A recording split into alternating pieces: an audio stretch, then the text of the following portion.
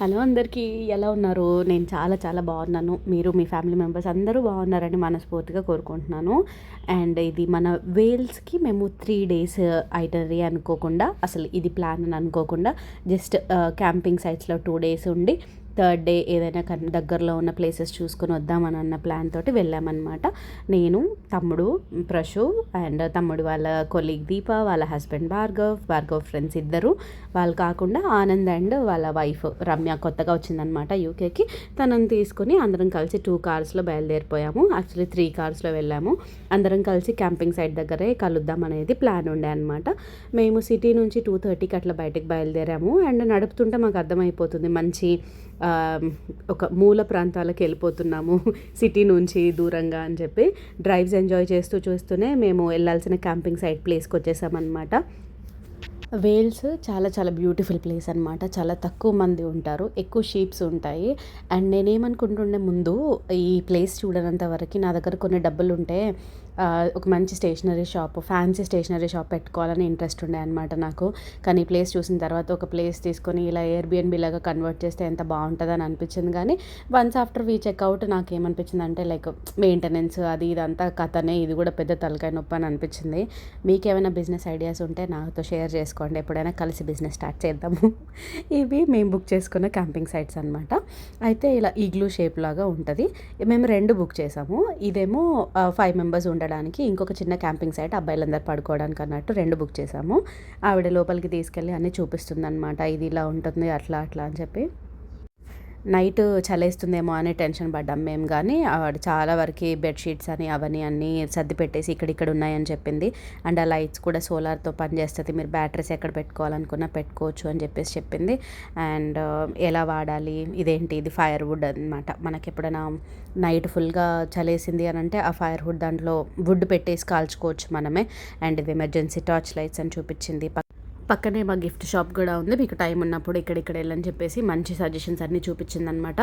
And ఇదేమో ఎయిర్బిఎన్బీస్లో ఏంటంటే మనం ఫుడ్ చేసుకోవడానికి కిచెన్ అన్నీ రెడీగా ఇచ్చేస్తారు. హోటల్స్లో అయితేనేమో మనము ఆర్డర్ చేసుకుంటే వాళ్ళు చేసుకునేస్తారు కదా. ఇక్కడ మనమే గిన్నెలు తీసుకుని వెళ్ళొచ్చు, ఉన్న గిన్నెల్ని వాడేసుకొని వంట చేసుకోవచ్చు అనమాట.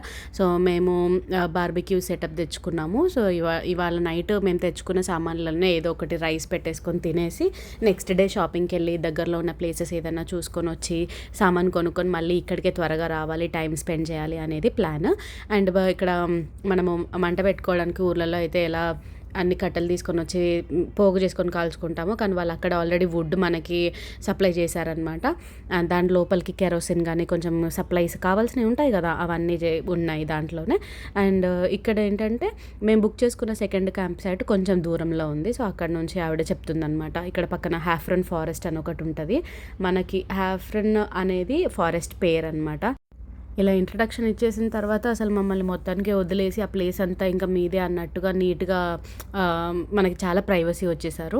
ఇది సెకండ్ బుక్ చేసిన క్యాంపింగ్ సైట్. దీనికి కిచెన్ ఇట్లా ఇచ్చారు. మేము తెచ్చుకునే సామాన్ అన్నీ ఇక్కడే వదిలేసాము. వాళ్ళు వచ్చేసరికి ఇంకా మేము ఫస్ట్ 5 members రీచ్ అయిపోయామన్నమాట. మిగిలిన ఫ్రెండ్స్ అందరూ ఆ రోజు వర్క్ చేసి ఈవినింగ్ బయలుదేరాల్సిన వాళ్ళు. సో వాళ్ళ మీటింగ్స్ అన్నీ అయిపోగొట్టుకొని వెనకాల స్టార్ట్ అయ్యారు. కొన్ని ప్లేసెస్కి మనం వెళ్ళినప్పుడు ఒక కాలింగ్ లాగా వస్తుంది అని అంటారు కదా, like the place made you to do something అన్నట్టు. నేను ఇక్కడికి వచ్చినప్పుడు నా ఫోన్లో ఛార్జింగ్ సరిగ్గా చెక్ చేసుకోలేదు అండ్ ఫుల్ ఆఫ్ ఉండే అనమాట. అండ్ నెక్స్ట్ డే వరకు మనకి ఛార్జింగ్ పాయింట్స్ అవైలబుల్గా లేవు అని అన్నారు. నాకైతే ఒక లిటరల్ రిమైండర్ లాగా అనిపించింది అనమాట. ఏంటి, అన్నీ స్విచ్ ఆఫ్ చేసి కొంచెం సేపు జస్ట్ ఎంజాయ్ ద నేచర్ అన్నట్టు. సో మీకు ఒక అద్భుతాన్ని చూపిస్తాను నేను ఇప్పుడు. వేల్స్లో చుట్టుపక్కల వాటర్ ఎక్కువనే ఉంటాయి, అయినా సరే మమ్మల్ని మాత్రం ఇలా పనిష్ చేశారు ఈ క్యాంపింగ్ సైట్ వాళ్ళు. ఏం చేయాలంటే, ఇప్పుడు అక్కడ కనిపిస్తుంది కదా దానాలాగా ఉంది, మనం బాత్రూమ్ పని అయిపోయిన తర్వాత బేసిక్గా అది తీసి దాని మీద పెట్టేసి మనం టిష్యూ యూస్ చేసుకోవాలన్నమాట.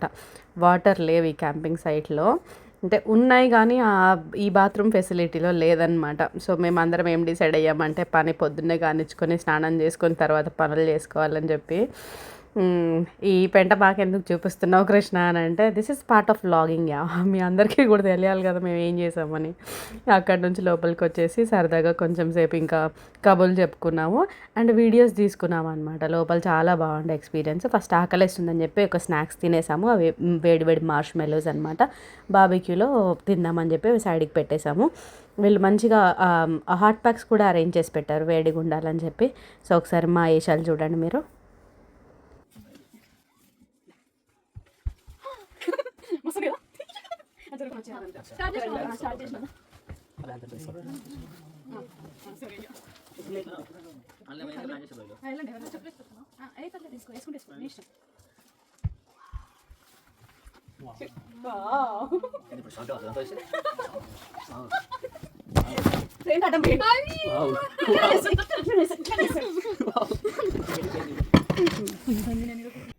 మీరు ఎక్కడ క్యాంపింగ్ ఆర్ గ్లాంపింగ్కి వెళ్ళినా సరే మీరు గుర్తుపెట్టుకోవాల్సిన రూల్ ఏంటి అని అంటే ఒక సర్టెన్ పీరియడ్ ఆఫ్ టైం అయిపోయిన తర్వాత క్వైట్ ఉండాలి. ఎంత క్వైట్ అంటే ఇప్పుడు ఇక్కడ మాట్లాడుకుంది ఏదైనా ఉంటే పక్క డోమ్ వాళ్ళకి వినిపించకుండా ఉండే అంత సైలెంట్గా ఉండాలన్నమాట.